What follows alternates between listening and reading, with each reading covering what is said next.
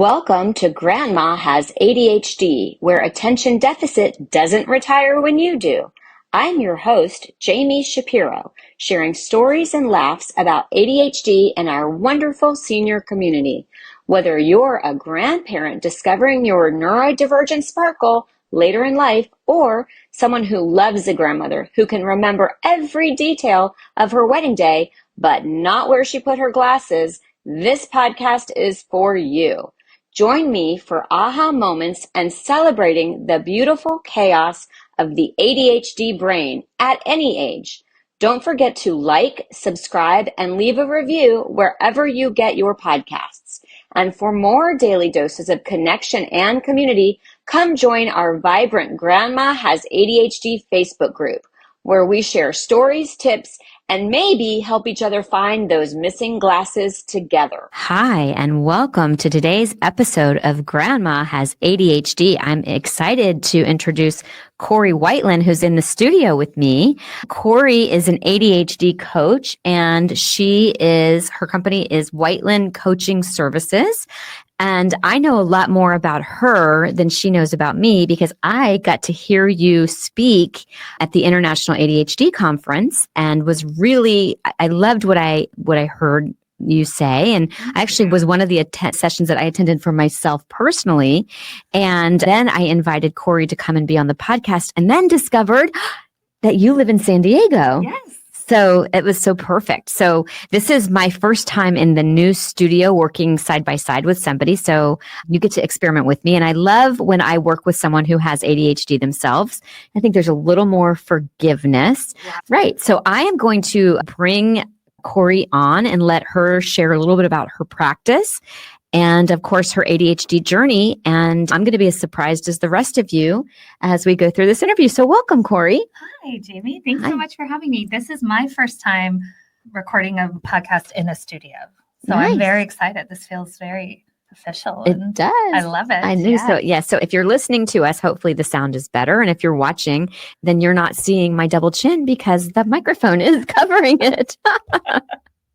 Okay, so tell me about Corie and tell me a little bit about, let's talk about ADHD and how you found out that you have it. So I am a product of a very, very, very ADHD dad. I grew up in an ADHD household with lots of executive dysfunction, but also lots of fun. My dad is a very, very fun guy. And so my parents always knew that I had the tendencies of a neurodiverse kid. Okay. So I was really lucky because I got put in schools that supported me. Wow. I got put in situations that helped me. They got me in competitive swimming when I was 4. Wow. Which saved me throughout. But it wasn't really until I started having kids that I really started to be impacted. And like a lot of people, when I went to get the support, it was my anxiety that was being treated. And it just wasn't helping. And I was still disorganized. I was still heavily masking. I was still very overcommitted, as we have talked about. I was just really, really struggling. And so that's when I decided, you know what, this isn't just anxiety. There's something that is fueling and feeding my anxiety. And I think it's my ADHD. And so I, about 10 years ago, started to really figure out how I can support my ADHD. And along with that, I have 3 kids. And my middle one was diagnosed with ADHD when she was 4. So she was young. Yes. She is your classic hyperactive, bouncing off the walls, completely emotionally dysregulated, the life of the party when she was 4, but just so challenged.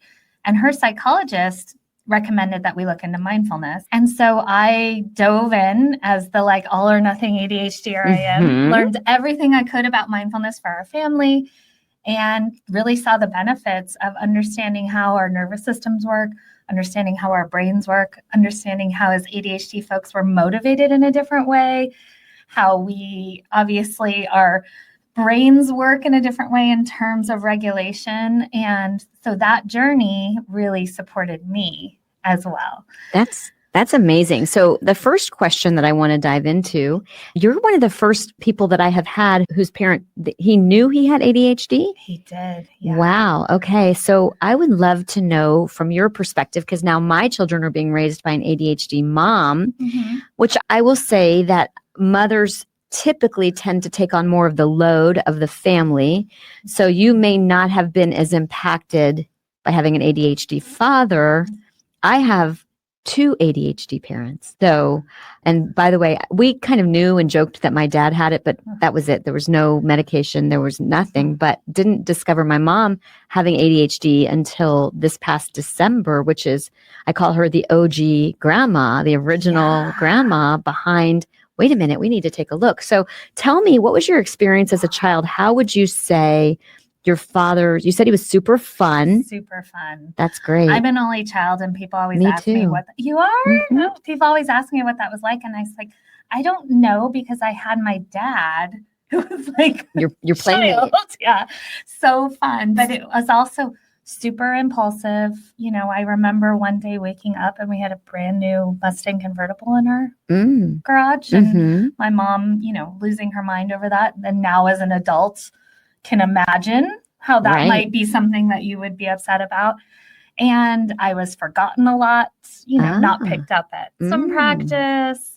I, you know, just lots of clutter, lots of mess, lots of not being able to find things. So first of all, did your parents stay married? They are. That's amazing, because I know people who have ADHD tend to have higher divorce rates, which I'm going to do a whole episode on that, but it's not today. So we try to keep these short. But so even with your mother who doesn't have ADHD compensating for your father, there's still a lot of clutter. And she still does, works overtime and compensate. Even the other night we were playing a board game. As we know, for an ADHDer, board games can be challenging. Boring. Talk about a board game. My 13-year-old actually went and got my dad a fidget. Just even watching my parents navigate the board game, and my dad being like, let's go, do that. Wait, it's your turn. And my mom just taking her time and being very deliberate. And I thought to myself, wow, they've worked really hard over the years. That's amazing. Because they've been married 55 years, I think. Wow. And so you're married? I am married. With 3 children. The kids' ages? They are 19, 16, and 13. Okay. And 2 are officially diagnosed with ADHD. Me too. 2 of my 3. Of your 3? My other one definitely is, but her diagnosis is more on the OCD. Mine too. Really? Is it your oldest? No, my middle is my OCD. Interesting. And the funny thing is that I learned that ADHD and OCD tend to run together in families. And I have a little bit of OCD myself. They're very close friends. Right. They are. OCD and it's so ADHD. Funny too, because my oldest child, you know, the room, you remember Felix and Oscar, right? And then my middle child, the clutter would drive her insane. And she was the housekeeper of the house. So I ended up divorced. Okay. But I remember going to my ex-husband and saying, I need some help maintaining the household. This is before my diagnosis. I didn't know why I couldn't keep it together, but I'm just like, I'm missing appointments and I just can't seem to run an organized household. So anyway, when she got a little bit older, she stepped in and became at least the one that kind of maintained the order of the house because her OCD would go crazy if the house wasn't clean. Right. So we certainly get these fun challenges. Okay. Yes, for sure. So I love that you said something about that you dug all in because that's actually what I've done with ADHD. It's my brother. I have a half brother, by the way. We are related by a father who has the father that has ADHD. Okay. So he has produced a couple episodes and been on a couple episodes, but he says that it's like your Roman Empire. When you are really, really into something, that's like your Roman Empire, which was a new term for me. But I want to talk a little bit about mindfulness and what you learned and how especially our senior clients and their adult children can implement mindfulness and some strategies.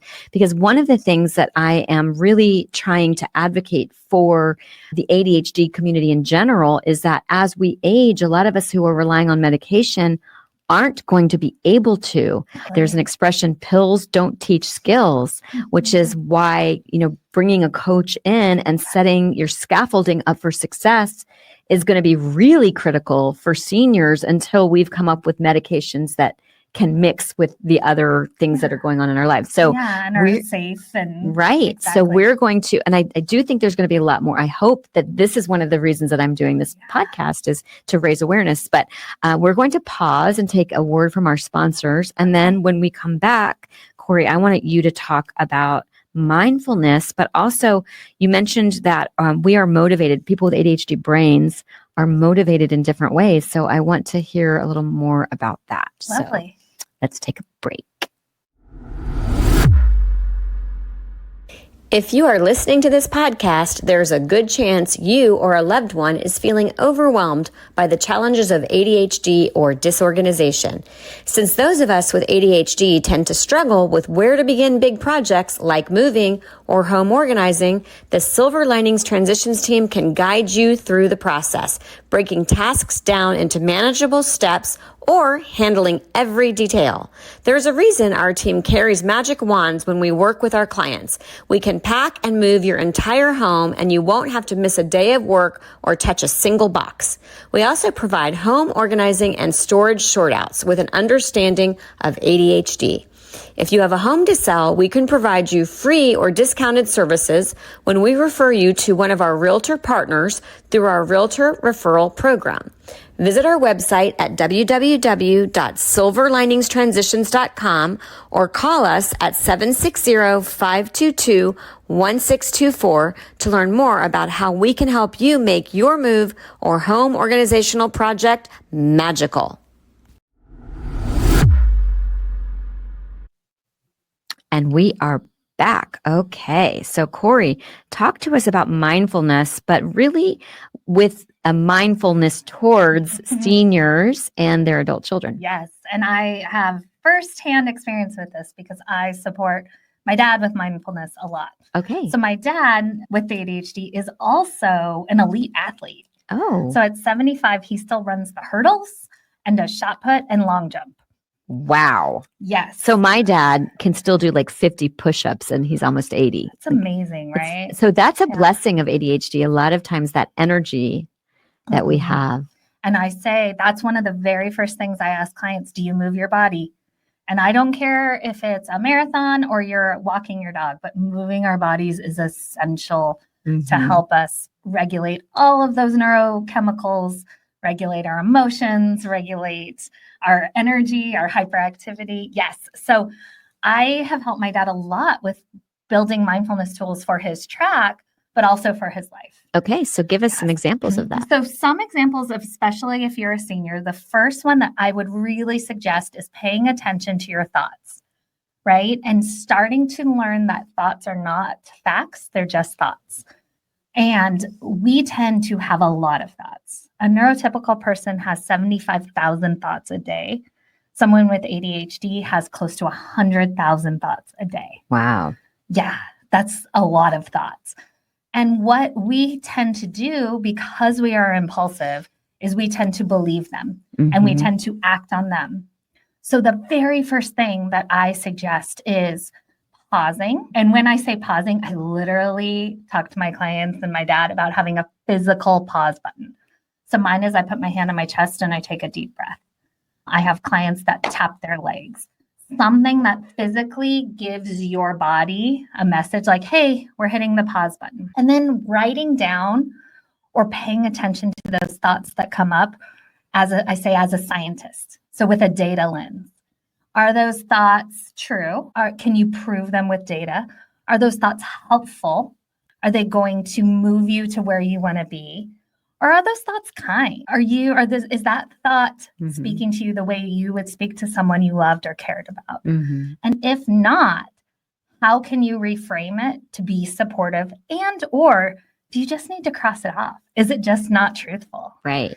And I think especially as people get older, where those habitual stories are so strong and so intertwined in who we are, So pausing and taking a moment to think about those thoughts for what they really are, just thoughts, can be really powerful. Right. There's a book called The Work. I can't remember her name who wrote it. Yes. And she says, is this true?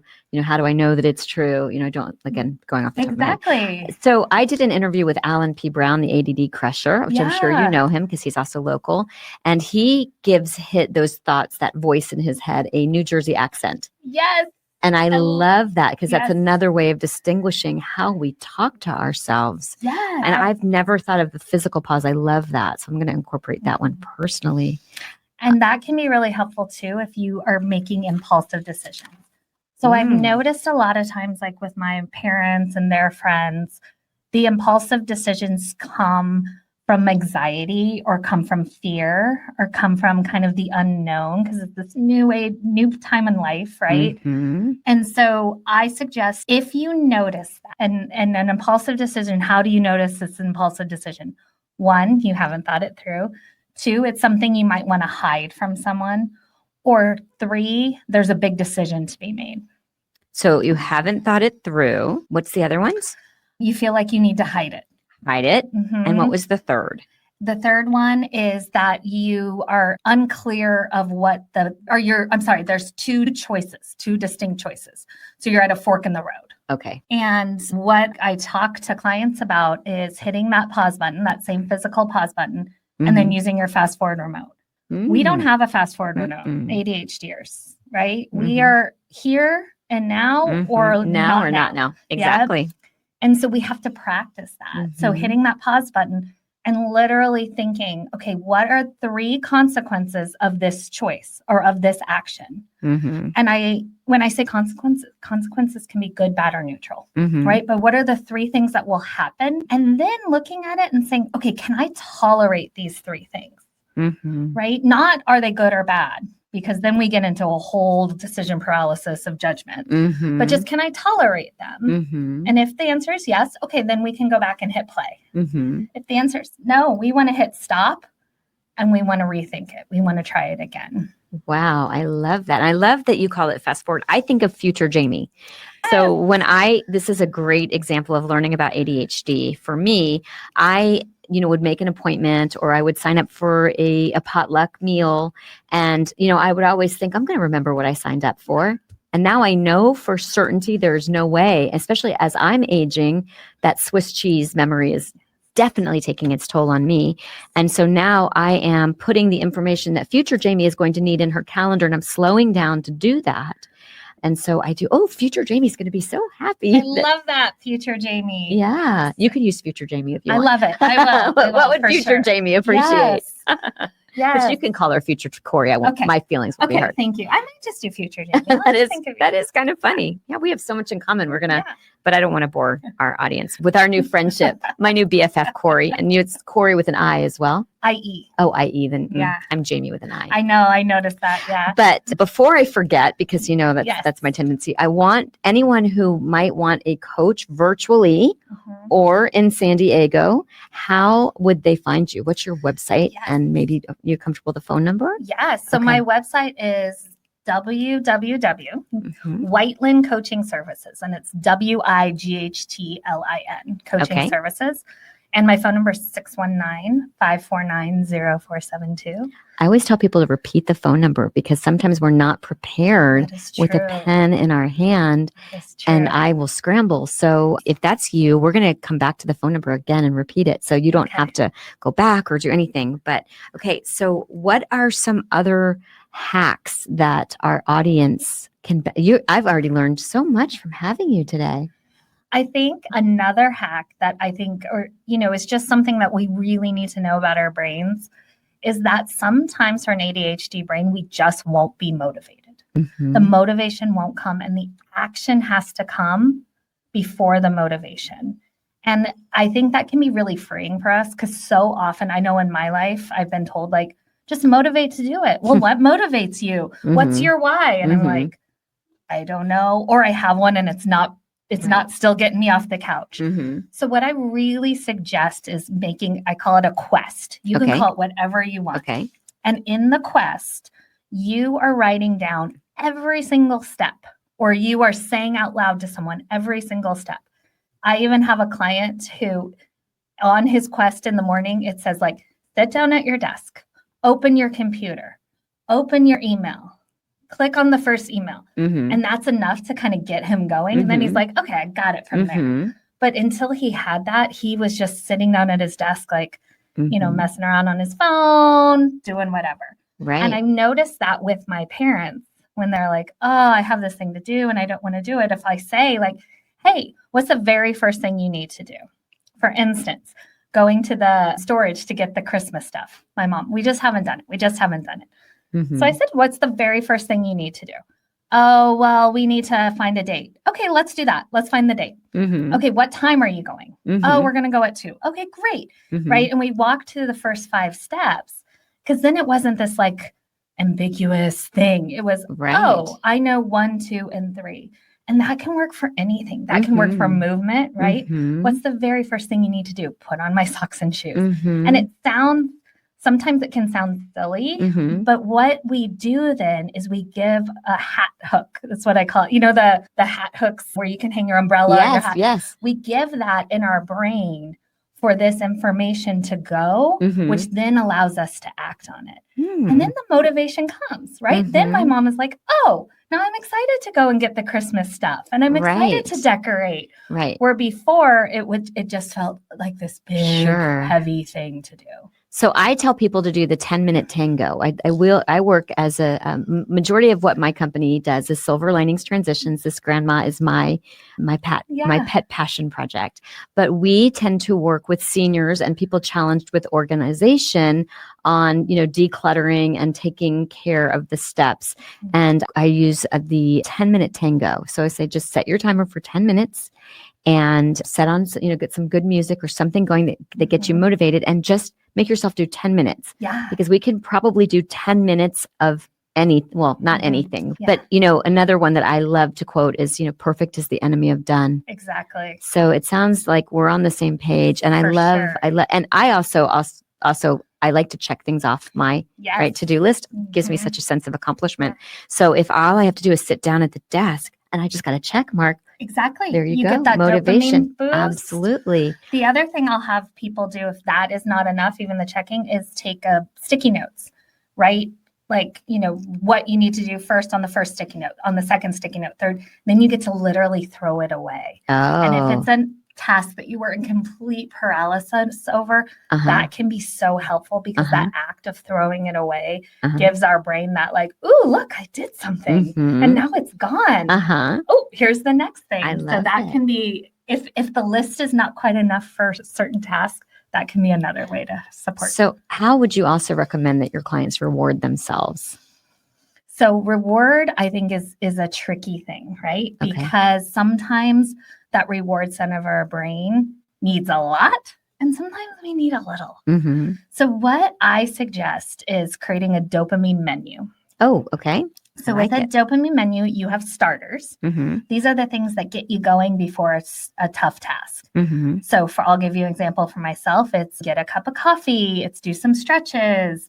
It's play a favorite song. Then we have mains. These are things we do every day that help us keep regulated. So for me, it is reading. I'm a big reader. Okay. It's movement and it's rest. Okay. Because we know ADHDers need a lot of You can sleep. rest? I have taught myself lots of tools to rest. Okay. I am not a good rester. Okay. But I know if I don't, I get burned out really fast. Sure. So future Jami / Corie knows that I need it. Right. So, I can sleep. I'm really good about going to bed at an early time and rising at an early time, but I'm not good at stopping during the day. So that's what I think of rest. Okay. Yes. And I have to build that in. And my rest can be a workout because I'm resting my brain then. Oh, I don't see resting as a workout. But See, and I think rest is different, right? Different purposes. Sure. I'm a good napper. If I'm burnt out, I will stop myself. So then we have sides, and the sides are the dopamine pairing. Okay. Right. So when you said to your clients, like, put on a great song and do it, that's what I think of as sides. So for me, if I'm doing the dishes, you better believe I have a really bad reality TV show on my computer on the counter. Otherwise, those dishes are not getting done. I know a great podcast you can put on while you're doing those dishes. I've heard of one. I think it would be also supportive for my parents. I think so. Okay, so the side dishes, I love that. And then what's dessert? Desserts are the rewards. Okay. And what I always suggest is that you have different kinds. So you have physical rewards. Sometimes we need something in our hand, right? And that can look different for different people. That can be ice cream. That's my dad. My dad could survive on ice cream. So it's the if-then. If you do this, then we can go get ice cream. Like a little kid. Exactly. Your sticker chart. That's how our brains work, right? I also suggest a mental reward. So something that helps you either like you watch a show, you scroll Facebook, you do some sort of mental reward. So you have a physical mental reward and then a connection reward. Do you call someone you love? Do you sit down and have dinner with your family? Do you go and do something with your grandkids? Sure. So one of the things that we help people do is to go through their belongings. Again, the majority of our clients are seniors and they are oftentimes, right sizing or downsizing. And I always tell them to save the sentimental for last and let that be the cherry on top. So maybe you can incorporate that. I love that idea. Something, reading some old letters or your yearbook or I love that idea. Yeah. And all that serotonin that you get from that, right? The sentimental is you're just flooded with that. Right. Oh my gosh, this has been a great interview. And and I think, people with ADHD we don't lie very well. Yeah, we don't. We show it all. And I say this, I can't lie because I can't remember the lie.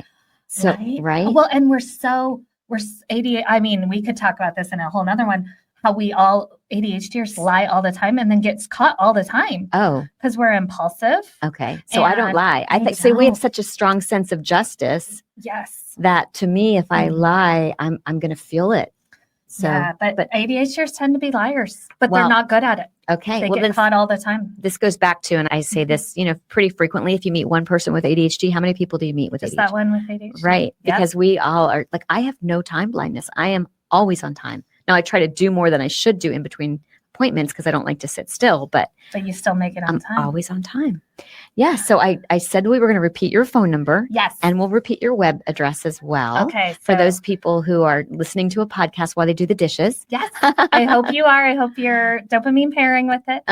So my web address is Wightlin, WIGHTLIN, coachingservices.com. And I do want to also say I send a weekly newsletter with lots of tips and tricks and education and freebies. So I would love if anybody wants that too. You can go to my website to easily sign up there. And my phone number is 619-549-0472. Nice. Is there anything that you're going to walk away and ruminate over because I didn't ask or you didn't share it? That's a good question. I think I'm right now really doing a lot of research on menopause and postmenopause ADHD in women. So if you are someone who is experiencing that or supporting a parent who is experiencing that and just are like, what happened to all these tools and skills that this person had? Lead with as much compassion and kindness and know that there's support for that because when that estrogen drops, it just becomes such a challenge. I have noticed such a difference. I am getting ready to turn 55. And I have noticed in my own memory how much worse it's gotten. So I know that is true. And it's definitely something that we have discussed on this podcast. Dr. Kathleen Nadeau was a guest. Wonderful. And talked about how estrogen was so pro-cognitive and there's so much more awareness now. So yes, I mean, that's always a good thing to say is that if you are listening to this podcast and discovering that you have ADHD or you've been living with ADHD, do not beat yourself up. I mean, we are all born how we are born with what we are born with, and you didn't cause it. You didn't, and you're doing the best you can with the tools that that you can create. Hopefully you are listening to podcasts and doing everything that you can to make your life better. But the last thing, or the most important thing that I want to stress, and I'm so glad we talked about that, Corie, is how important it is to be kind to yourself. And another one I like to talk about is Dr. Michael Singer, who wrote the book. I don't know if he's a doctor. I don't know if he dropped out of grad school, but Michael Singer wrote the book, The Untethered Soul. Oh, I don't And know. you'll appreciate this. He talks about that voice in your head as a roommate. And he said, would you have that voice in your head as a roommate or a friend? And if you wouldn't, then you should not be, treating yourself that way. Yeah. And that's a huge part of mindfulness, is building that self-compassion. Sure. So that circles us back to mindfulness, and how building a mindfulness practice is so, so, so helpful in ADHD. I learned so much today. So one of the ways that I like to leave the conversation, my tagline at the end is making the rest of your life the best of your life. What tips would you leave to follow in those words for anybody who's listening? I'm going to steal exactly what you said, is remembering that every day you are doing the best you can with the tools you have at that particular time, and that you can always reset. It's never too late to reset. You're never too behind on a habit reset or a routine, and that building that reset and having that in there for you can be so powerful in showing up the best you can every day. I love it. Thank you so much for joining me in the studio, my first in-studio guest. Yay, thank you. This was wonderful. It was really great. Thank you. Thanks so much for listening. The opinions expressed on Grandma Has ADHD podcast are those of our guests and hosts and are intended for informational and entertainment purposes only. This podcast does not provide medical advice, diagnosis, or treatment. The content discussed in this episode is not a substitute for professional medical advice, diagnosis, or treatment. Always seek the advice of your physician, mental health professional, or other qualified health provider with any questions you may have regarding a medical condition or mental health concern. Never disregard professional medical advice or delay in seeking it because of something you have heard on this podcast. If you think you may have a medical emergency, call your doctor or emergency services immediately. The host, guests, and producers of Grandma Has ADHD do not assume any liability for the content of this podcast. Listen at your own discretion.